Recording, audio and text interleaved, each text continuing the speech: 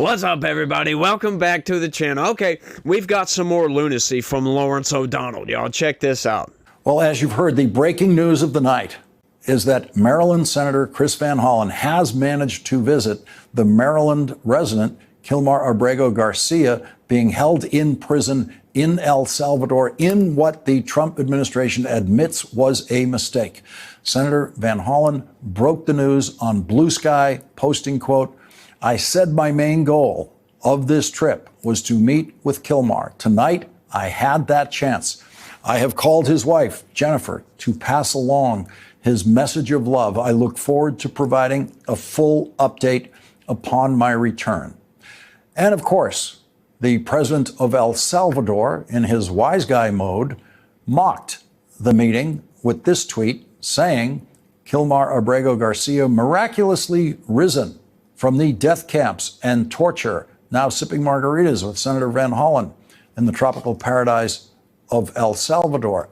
And then at 9:01 p.m. tonight, President Bukele of El Salvador added this to his tweet, saying, "Now that he's been confirmed healthy, he gets the honor of staying in El Salvador's custody." Well, we will see about that. And of course, the president of El Salvador thinks tonight is a time to be mocking this prisoner that he's holding there and mocking this process. But his words are going to be used in court now in this case, as are Donald Trump's, and they are going to be helpful to Mr. Abrego Garcia, because what the president of El Salvador has demonstrated today is just how easy it is to get this person out of El Salvador, just how easy it is to control his movements in El Salvador and out of El Salvador. I'm absolutely laughing about all this because what do these people think is going to happen with all this? Oh, we're going to use this in court to do what, my guy? Like, this is the words of the president of El Salvador. Does Lawrence O'Donnell think this is going to help their case in court? I mean, what do they think is really going to happen? Oh, this proves he can be taken out of a prison? As if they didn't know that somebody can be released from prison for a visit from somebody else. As a matter of fact, they showed courtesy to the United States when they absolutely did not have to. They absolutely did not have to. They said, okay, we'll play ball. We'll be nice. We'll show you that he's not being tortured. He's not in some death camp. He's not being hidden away, blah, blah, blah, blah, blah. The list goes on. But how do they think this is going to help them in court? Do they think that these words that show that, you know, Senator Van Hollen meeting with this guy is proof that Bukele is going to release him from custody? How can they compel Bukele to release a man from prison who is a known terrorist? Yeah, known terrorist, as a matter of fact, because he was arrested with MS-13 gang members. As a matter of fact, he was wearing affiliate clothing. That's the second bit of evidence, and they love to say, well, clothing isn't enough evidence. No, but he's got gang-like tattoos. There you go. There's another bit of evidence. And plus, the fact that, you know, there's all this evidence that he was a wife beater. So this is the person that Democrats are getting on the hill to die for. A guy who is more likely than not an MS-13 gang member. And Lawrence O'Donnell thinks that we need to stand on this hill, scream from this hill, the Trump administration made a mistake, and we need to get this guy back. What do they think is actually going to happen when they do get this guy back? What do they think is going to happen? Seriously, serious question down for the comment section. What do you think is going to happen? He's going to come back to the United States, and once again, just like in 2019, a judge is going to look at the case, and he's going to say, oh, look, there's all this evidence that he was in a gang. Blah, blah, blah, blah, blah. He came into the country illegally, and they're going to see, oh, he's not a U.S. citizen. He never applied for asylum. He was never granted legal protected status in this country.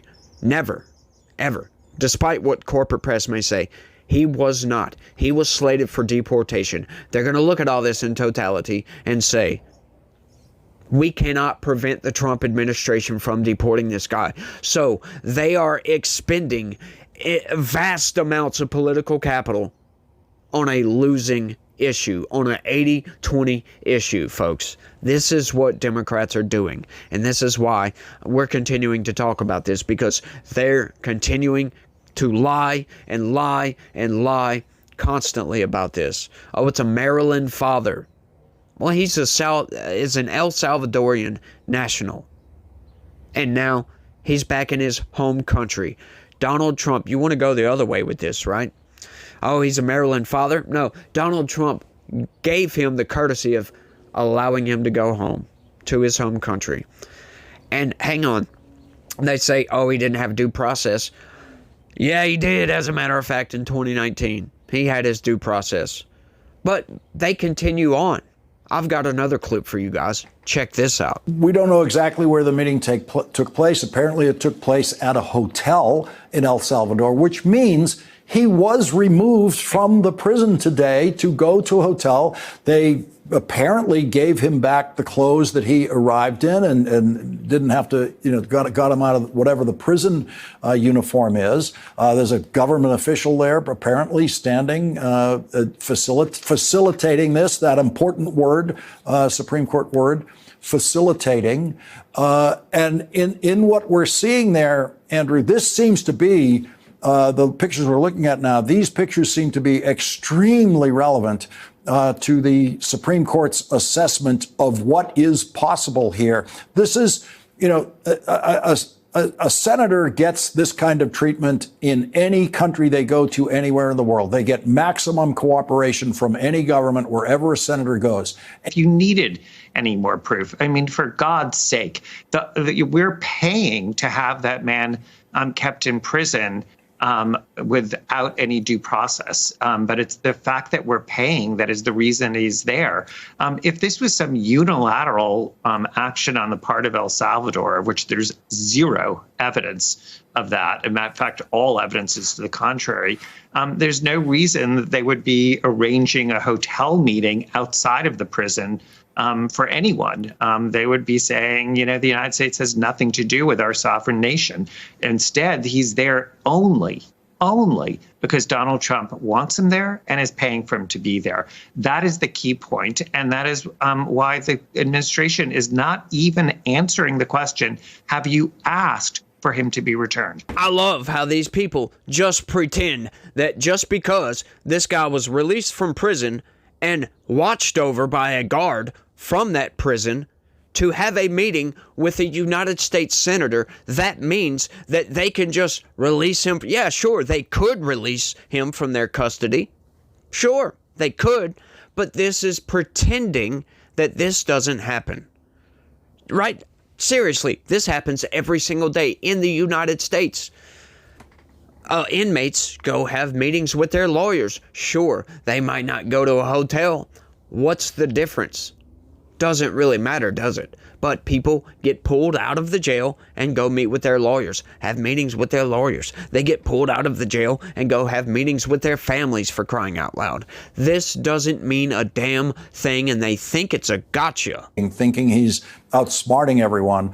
And his latest tweet tonight says, now that you've seen that he's healthy, we're going to keep him here. And this is a specific, what this president of El Salvador is doing, I don't think he's aware of it, is he is specifically taunting the Chief Justice of the United States, John Roberts. You can do nothing. You can do nothing here. You don't even have the power that Chris Van Hollen has.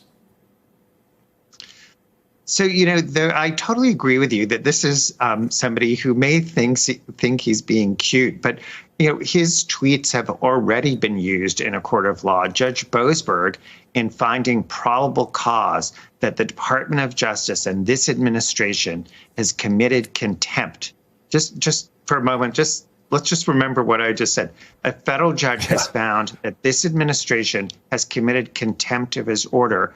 And one of the things he cites is the taunting tweet from the president of El Salvador, where the planes that were supposed to have been turned around land, and the president of El Salvador says, oops, too late. Well, And I'm loving every single minute of this. I mean, what do these people think, that the Supreme Court can compel Bukele to release this guy? Do they think that's going to happen? Do they think that just because they bang the gavel on the table, that they can force Bukele to release a terrorist from his prison? Someone who they believe is a terrorist, who they believe is an MS-13 gang member. Do they think that that can happen? Do they think that this is going to bode worse for Donald Trump because of it? No, this has nothing to do with Donald Trump whatsoever. At all. But this is the insanity of the left. They think it's a gotcha. They think, oh, we've got him now because Bukele's being cute. Bukele is taunting these people, begging them, do something. Do something. You cannot compel Donald Trump to engage in foreign policy. Can't do it. You can't force him to go and ask this guy for his return. And once again, what do they think is going to happen? He's going to come back here and he's going to get sent right back. That's what's going to happen. One man. All this uproar over one person. I just find it hilarious, y'all. I really do. And I know I keep talking about this, but it's because they keep talking about it and they just keep lying over and over and over. And I can't get enough of it, to be honest with you, because I'll keep citing the facts and they keep lying about it. So it's like, what do they think is going to happen? This is the question I would love to know, and I can't get an answer for it from anybody. What do they think is going to happen with all of this? Do they think that suddenly Donald Trump's going to be like, okay, let me go ask for him back, and Bukele's just going to give him up?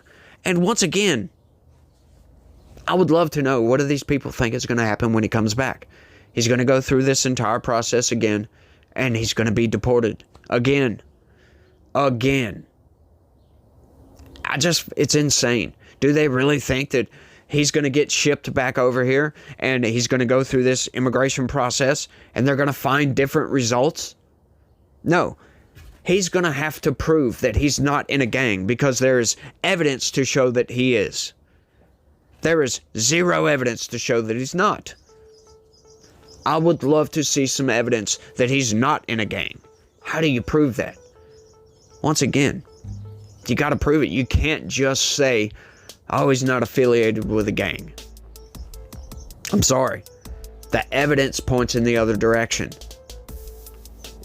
Under the Alien Enemies Act, as a matter of fact, if you want to get down to it, the Alien Enemies Act supersedes the previous judge's ruling that he shall not be returned to El Salvador. It supersedes that because he's a terroristic threat to this country. At least, we'll say, the administration believes he's a terroristic threat to this nation, and they have every right to eliminate that threat by any means necessary. Not any means necessary, but you get it, right? Deporting this guy, giving him a ride home, for crying out loud. I'm just loving this, y'all, but I think I've rambled on this subject for long enough. Y'all let me know what y'all think. That's all I got on this one. I want to thank everybody for watching, and y'all try to have a good day. Stay legitical. I did it wrong. Peace.